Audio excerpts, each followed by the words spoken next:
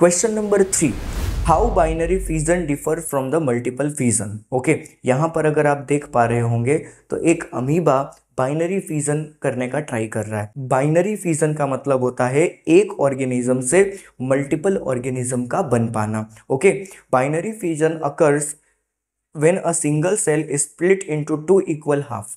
यानी अगर आप अमीबा के अंदर रिप्रोडक्शन को जानते हो तो आपको पता होगा कि अमीबा जो होता है वो एक सेल में से दो इक्वल हाफ में डिवाइड होता है। तो दो इक्वल हाफ में डिवीजन की इस प्रोसेस को हम कहते हैं binary fission. Okay, amoeba and bacteria are two instances of the binary fission.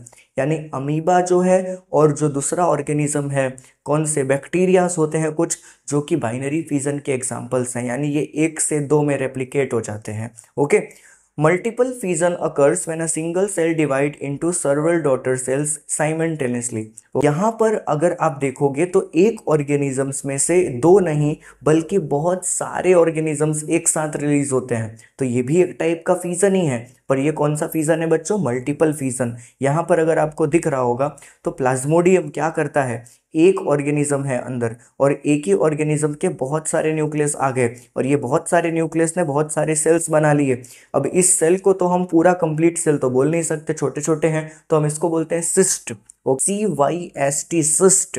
Okay, अब ये जो सिस्ट हैं वो जब ब्रेक होंगे तो ऐसे ब्रेक होने के बाद में ये मल्टीपल सेल्स में कन्वर्ट हो जाते हैं और हम इस कन्वर्जन को कहते हैं बच्चों multiple fission. Sporozoans algae are two instant of the multiple fission. Sporozoans जो होता है और एल्गी जो होते हैं वो जनरली मल्टीपल फिजन करते हैं। और आपके एनसीईआरटी के अंदर में जो एक एग्जांपल दिया हुआ है वो इसका है, जिसको हम बोलते हैं प्लाज्मोडियम। प्लाज्मोडियम एक मल्टीपल फिजन टाइप से रिप्रोडक्शन करता है और ये एक मलेरिया का भी पॉजिटिव एजेंट है। यानी कि अगर आपको मलेरिया होता है तो उसके लिए जिम्मेदार कोई एक ही ऑर्गेनिज्म है जिसका नाम है Plasmodium. Okay, female Anopheles mosquito की कोई गलती नहीं होती है, वो तो बस ट्रांसफर करती है प्लाज्मोडियम को आपके बॉडी तक।